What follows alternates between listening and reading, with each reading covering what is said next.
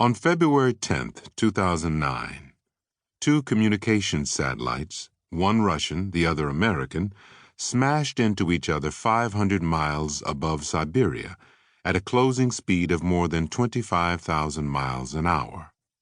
Although the impetus for building their forerunners was war, this collision was a purely peacetime accident, the first of its kind. Someday, one of the hundreds of chunks of resulting debris might smash into another satellite or cripple a spaceship with people on board. Down on the ground that same winter's day, the Dow Jones Industrial Average closed at 7,888, respectably above the decade's dip to 6,440 in March 2009, but not much more than half its high of 14,198 in October 2007. In other news of the day, Muzak Holdings, the eponymous provider of elevator music, filed for bankruptcy. General Motors announced a cut of 10,000 white-collar jobs. Federal investigators raided the offices of a Washington lobbying firm whose clients were major campaign contributors to the head of the House Subcommittee on Defense Spending. The inflammatory Iranian president declared at a rally celebrating the 30th anniversary of his nation's Islamic Revolution that Iran was ready to hold talks based on mutual respect and in a fair atmosphere. And the brand-new American president's brand-new Secretary of the Treasury presented a $2 trillion plan to lure speculators into buying the unstable American assets that had collapsed the global economy. Civil engineers announced that 70% of the salt applied to icy roads in the Twin Cities ended up in the watershed. An environmental physicist announced that a third of the top-selling laser printers form large numbers of lung-damaging ultrafine particles from vapors emitted when the printed image is heat-fused to the paper. Climatologists announced that the flowering ranges of almost 100 plant species had crept uphill in Arizona's Santa Catalina Mountains over a 20-year period, in lockstep with the rise in summer temperatures. The world, in other words, was in flux and under threat, as it so often is.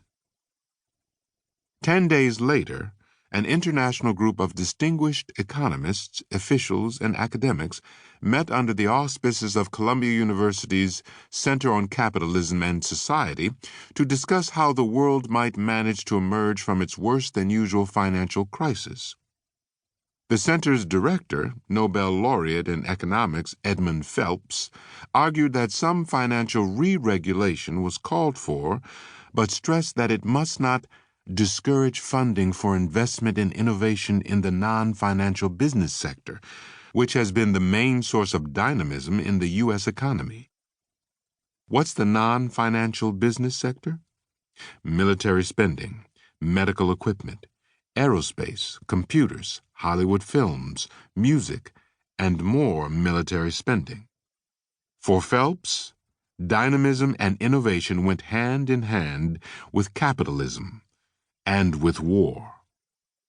Asked by a BBC interviewer for a big thought on the crisis and whether it constituted a permanent indictment of capitalism, he responded, "My big thought is we desperately need capitalism in order to create interesting work to be done for ordinary people, unless maybe we can go to war against Mars or something as an alternative." A vibrant economy, in other words, depends on at least one of the following: the profit motive, war on the ground, or war in space. On September 14, 2009, just a few months after the satellite smash-up and a few blocks from where the World Trade Center's Twin Towers had stood 8 years and 4 days earlier, President Barack Obama spoke to Wall Street movers and shakers to mark the first anniversary of the collapse of Lehman Brothers, the investment firm whose bankruptcy is often presented as having triggered the avalanche of financial failures in 2008 and 2009.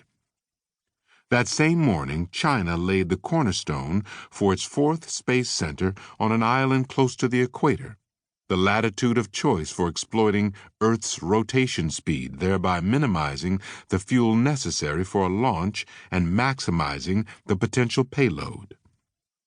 By late 2014, construction was finished, well before the World Trade Center site would be fully rebuilt.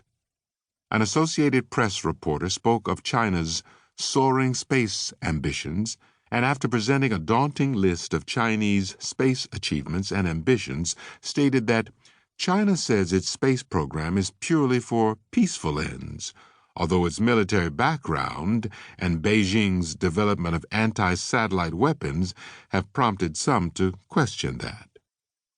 Much of the same could be said of the background and backing of the lavishly funded space programs created by the Cold War superpowers. Were he alive today, the 17th century Dutch astronomer and mathematician Christian Huygens might tell us we'd be fools to think that ambitious undertakings in space can be achieved without massive military support. Back in the 1690s, as Huygens thought about life on Mars and the other planets then known to populate the night sky, he pondered how best to foster inventiveness. For him and his era, profit was a powerful incentive, capitalism was as yet unnamed, and conflict was a divinely endorsed stimulant of creativity. It has so pleased God to order the earth that this mixture of bad men with good, and the consequence of such a mixture as misfortunes, wars, afflictions, poverty, and the like, were given us for this very good end, viz., the exercising our wits and sharpening our inventions by forcing us to provide for our own necessary defense against our enemies.